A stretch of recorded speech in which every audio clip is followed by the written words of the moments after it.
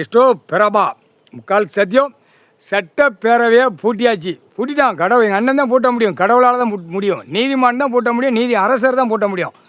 டெல்லி மத்திய அரசு, மாநில அரசு, ஒன்றிய அரசு பூட்டியாச்சு.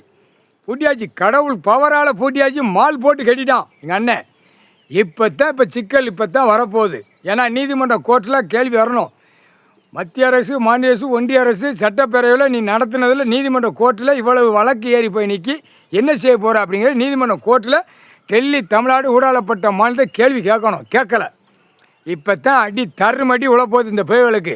குட்டுக்கிற குடுப்பு கொண்ட நரம்பு பின்னாடி கட் பண்ணி விட்டணும். கட் பண்ணிவிட்டு அப்படியே 2 கம்பி இருக்கும், 2 காலை தூக்கி போடுறா, தின்னுட்டு கழிக்கான்.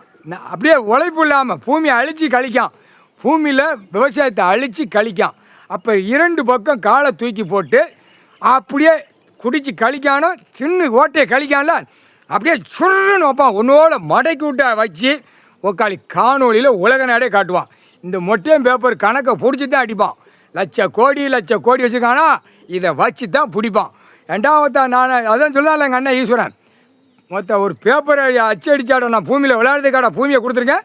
பூமி பூரா அழிச்சு வர கேடு கட்ட குய்மனு சொல்லிக்கிட்டே வைப்பான். அப்படியே சொல்லிகிட்டே வானரப்படை வச்சு தூக்கி எறிவான். கடவுள் இப்படித்தான் சொன்னார், விவசாயத்தை அழிக்க கொடுக்கல. உனக்கு 3 வேளைக்கு திங்க. உன் வீட்டில் எத்தனை பேர்?